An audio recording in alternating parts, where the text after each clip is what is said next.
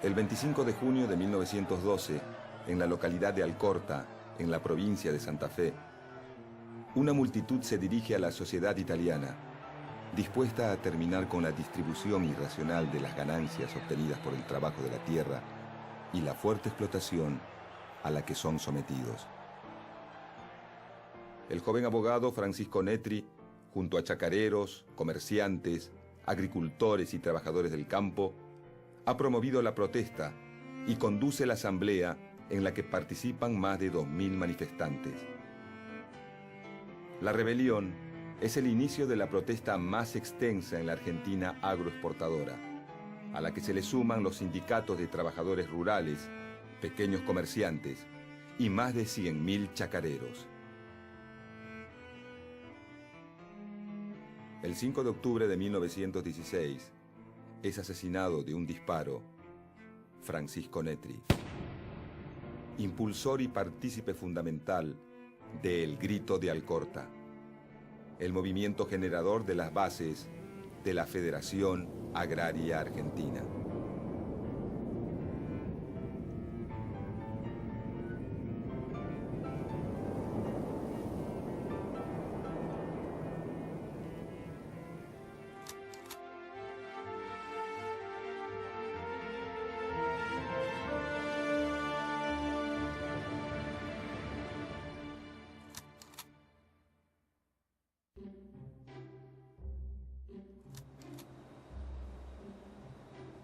El proceso de industrialización que atraviesa Europa a fines del siglo XIX genera oferta de productos manufacturados, demanda de materias primas y excedente de capitales en busca de mejores márgenes de ganancia. Argentina, como otros países que ante la necesidad de mano de obra ofrecen salarios altos, recibe gran cantidad de inmigrantes expulsados de algunas zonas del viejo continente que sufren exceso de población, desocupación y hambrunas. América Latina se reacomoda en el nuevo mercado mundial y Argentina se incorpora como una de las principales productoras de alimentos y materias primas. La reorientación genera un nuevo patrón económico, el modelo agroexportador. Este modelo se basa en la exportación de carnes y granos, producidos a partir de la explotación extensiva de la tierra, que necesita de capitales externos para inversiones, y la incorporación de mano de obra inmigrante. Argentina cuenta con millones de hectáreas incorporadas a la fuerza, como resultado de las campañas de ocupación de los territorios de pueblos y comunidades indígenas.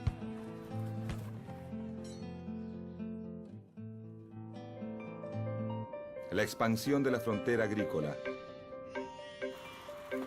el desarrollo del sistema ferroviario, el alambrado de los campos y la llegada masiva de inmigrantes para solucionar la escasez de mano de obra permiten la puesta en producción de millones de hectáreas. En 16 años se pasa de 200.000 hectáreas dedicadas al trigo a 1.600.000.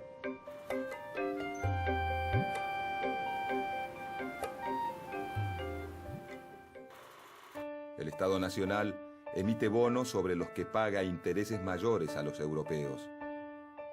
De esta manera, busca atraer capitales financieros extranjeros y utiliza esos préstamos para consolidar su aparato burocrático y militar. La gran mayoría del capital invertido es británico, dado que Gran Bretaña es la principal potencia económica mundial.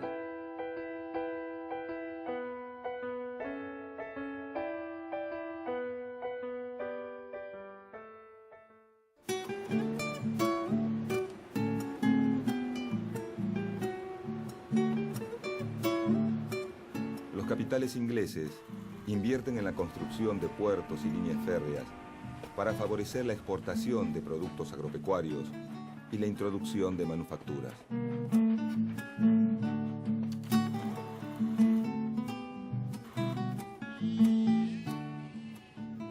la década de 1850, en Argentina, comienza a desarrollarse la producción agrícola, a partir del proceso de colonización, que consiste en el loteo de tierras en parcelas, de un tamaño rentable para la producción basada en la mano de obra familiar. Los gobiernos de Santa Fe y Entre Ríos y los empresarios colonizadores privados garantizan el asentamiento de extranjeros y ofrecen facilidades de crédito para pagar la tierra y capital a través de instrumentos e insumos de labranza como arados y azadas. Con la llegada de inmigrantes, se desarrolla la producción agrícola en la zona norte de la región pampeana, en el centro y sur de Santa Fe y en el sudeste de Córdoba.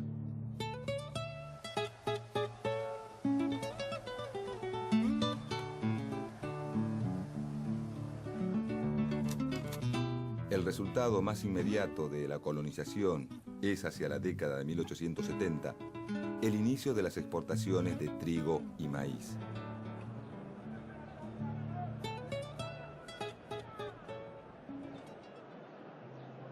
Para 1890, el crecimiento económico y la capacidad de consumo entran en crisis, provocando el cierre de muchos bancos, la consecuente pérdida de los depósitos y la bancarrota del Estado Nacional. La crisis del 90 tiene un duro impacto sobre los colonos que pagan las hipotecas de sus parcelas. Los dos grupos más numerosos y vulnerables son, por un lado, los pequeños arrendatarios que explotan la tierra en base a la mano de obra familiar, y por otro lado, los llamados braceros, que son peones y jornaleros empleados como mano de obra en la cosecha ante la demanda de brazos.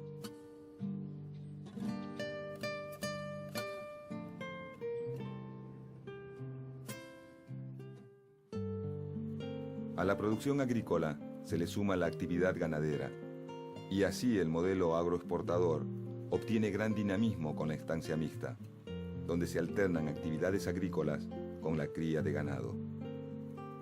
Este sistema, sumado a las fuertes inversiones, principalmente de origen europeo, colocan a Argentina en condiciones de satisfacer la demanda de países como Gran Bretaña, Alemania, Bélgica, Francia y Suiza.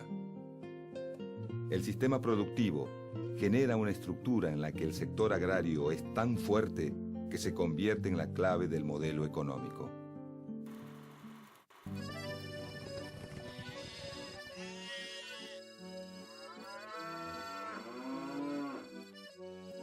Con la importación de sementales que producen más kilos de carne en menos tiempo, se perfeccionan las razas ganaderas según el gusto de los diferentes mercados que las consumen. El grupo de productores dedicados al ganado refinado, dividido entre criadores y los que engordan a los animales, conocidos como invernadores, se consolida.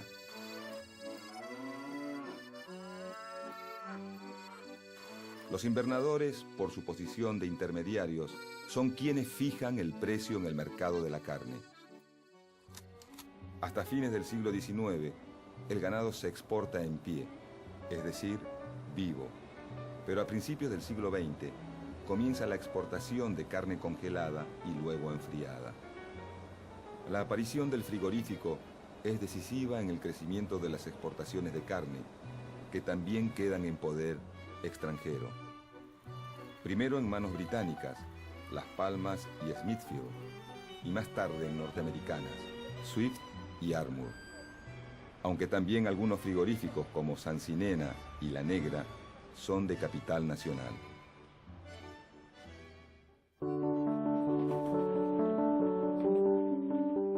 El progreso económico para abastecer el creciente mercado alcanza a la provincia de Mendoza con la industria del vino y a Tucumán, Jujuy, Salta y Santiago del Estero con la caña de azúcar.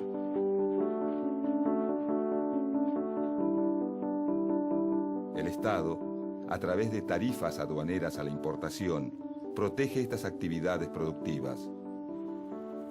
Alienta y garantiza obras de infraestructura que permiten conectar a las regiones productoras con los mercados consumidores.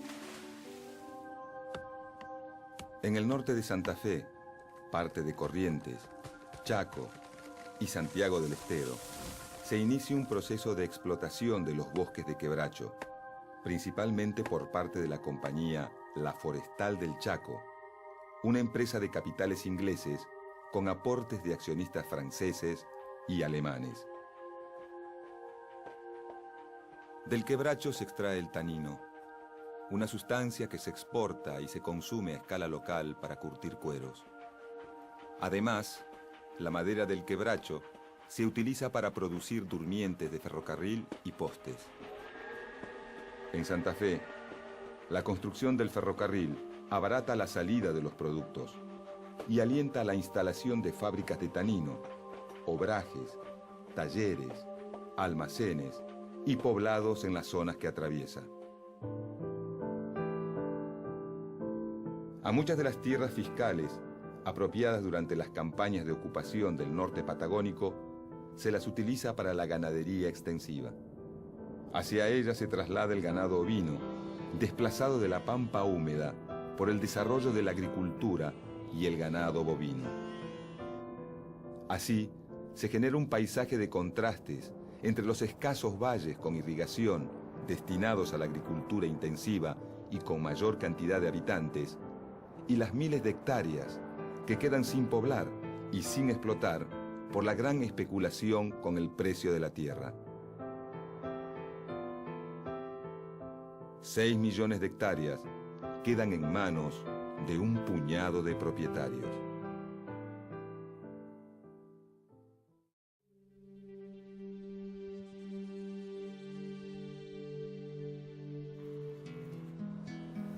En 1907, el presidente Figueroa Alcorta decreta que el yacimiento de un pozo petrolero descubierto en Chubut es de propiedad estatal. A partir de entonces empieza a formarse un nuevo polo de desarrollo en esa provincia.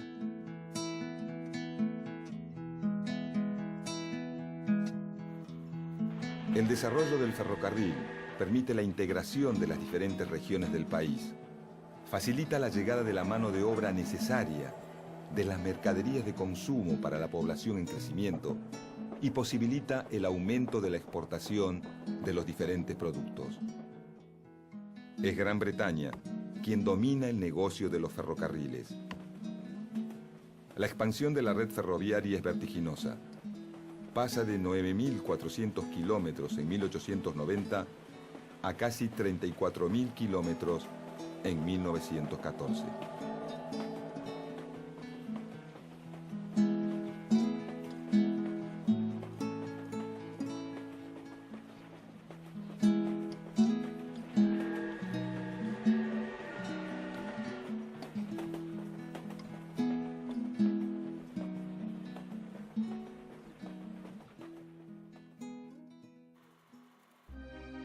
En la región pampeana, corazón del modelo agroexportador, comienzan los conflictos por la explotación impuesta a los trabajadores.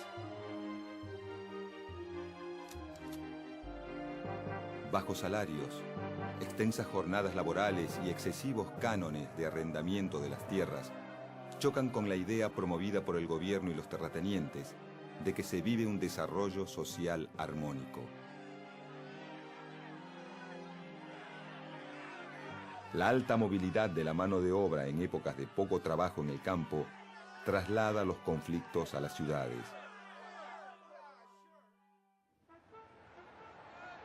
Entre 1901 y 1904 se realizan varias huelgas protagonizadas por peones de la región pampeana, asalariados del sector cañero del noroeste y quebracheros de la zona chaqueña. En 1911, la mala cosecha eleva el precio de los granos. Al año siguiente, las condiciones climáticas favorables permiten una cosecha récord que provoca la baja del precio de los granos por la abundancia de oferta. Para los arrendatarios, esto significa menos ingresos y grandes dificultades al momento de afrontar el pago de los elevados cánones de arrendamiento. La situación se vuelve acuciante para los pequeños productores, que a las deudas originadas por la mala cosecha del año anterior se les suma la caída de los precios del grano. Muchos comienzan a juntarse en almacenes, parroquias y viviendas precarias para buscar soluciones. En la provincia de Santa Fe, en la localidad de Firmat, se organiza la Sociedad Cosmopolita de Agricultores. En Vigán, la de Campesinos Unidos. Las demandas deben ser escuchadas. El 25 de junio de 1912, varios pueblos rurales del sur santafesino amanecen con sus faenas campestres paralizadas. Francisco Netri, un joven abogado llegado de Italia en 1897, está al frente de la asamblea. Le debe a su hermano Pascual, párroco del pueblo de Alcorta, el haberlo acercado al movimiento agrario. Netri promueve la protesta junto a chacareros, comerciantes, agricultores y trabajadores del campo, y su lugar de privilegio lo lleva a conducir la votación en la que participan más de 2.000 manifestantes. La decisión a la que llegan es contundente. Huelga por tiempo indeterminado, hasta tanto no se obtenga la rebaja general de los arrendamientos y aparcerías. El momento que eligen los huelguistas para presionar a los arrendatarios es clave. Acaba de levantarse la cosecha de maíz y se debe roturar y preparar la tierra para la próxima campaña. El grito de Alcorta es apoyado por braceros, agricultores, chacareros y pequeños y medianos comerciantes locales ligados al agro. La huelga, que se extiende por 4 meses, alcanza a otras colonias y pueblos de Santa Fe, Buenos Aires, Córdoba y Entre Ríos. Se forma una comisión oficial que media entre los arrendatarios y las organizaciones corporativas de los terratenientes y grandes acopiadores, como la Sociedad Rural de Santa Fe y la Bolsa de Comercio de Rosario. En agosto, las comisiones locales confluyen en una reunión en Rosario, que deriva en la formación de la Federación Agraria Argentina. Netri se incorpora como asesor letrado de la comisión directiva.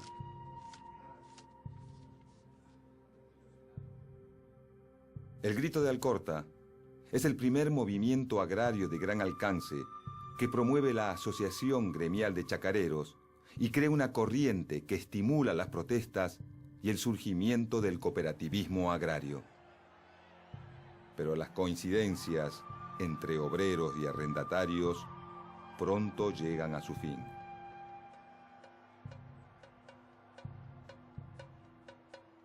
Los braceros se organizan y producen amplias huelgas de asalariados rurales con la esperanza de terminar con el trabajo esclavo al que aún son sometidos.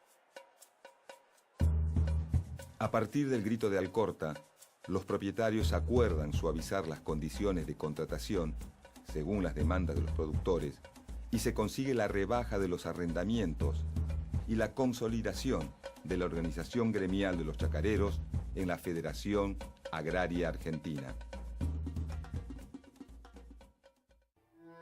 Creada con la unión de los chacareros y dirigentes radicalizados, la Federación Agraria Argentina se alinea con los terratenientes. Entre 1912 y 1917, Europa maneja el mundo, tecnológica, financiera y políticamente. El dominio sobre las áreas coloniales y las necesidades de expansión de las grandes potencias industriales hacen que las confrontaciones se vuelvan cada vez más frecuentes, no solo en el viejo continente, sino también en las colonias de África, China o el Medio Oriente. Pero el enfrentamiento entre el Imperio Austrohúngaro y Serbia traspasa las fronteras el 1 de agosto de 1914. Y la declaración de guerra se extiende hasta Rusia, desatando un conflicto en el que participan 32 naciones. La Argentina, aunque se abstiene, no sale ilesa de la Gran Guerra. Las importaciones disminuyen, muchas industrias se achican o desaparecen y aumenta la desocupación y el trabajo precario.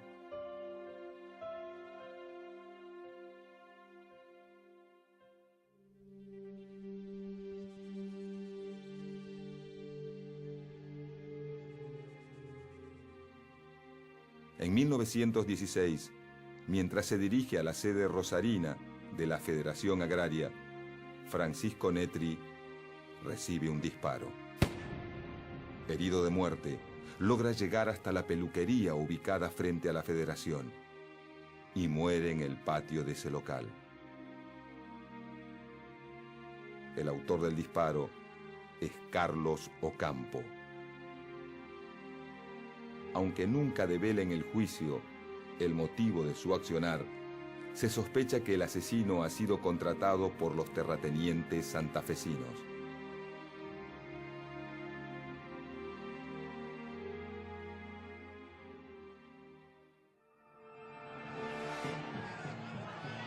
Para 1917, el estallido de la Revolución Rusa impulsa la radicalización de algunas fracciones locales de anarquistas, socialistas y comunistas. Pero la postura de los chacareros de no alinearse tras ningún ideal político les permite una mejor negociación frente a los gobiernos radicales, tanto en Santa Fe desde 1912 como a nivel nacional desde 1916 con las presidencias de Hipólito Yrigoyen. Esta posición negociadora lleva a la sanción de la primera ley de arrendamientos agrícolas en 1921.